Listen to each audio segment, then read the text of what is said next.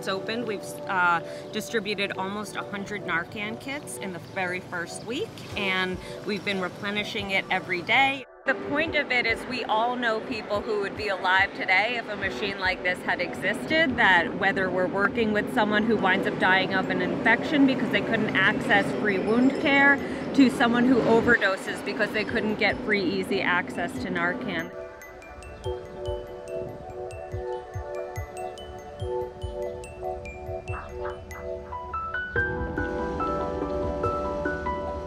This is just another tool in our belt, and the health department figured out where to put these based on overdose data. So every time you have a Narcan kit, that's a life you've saved if they use it.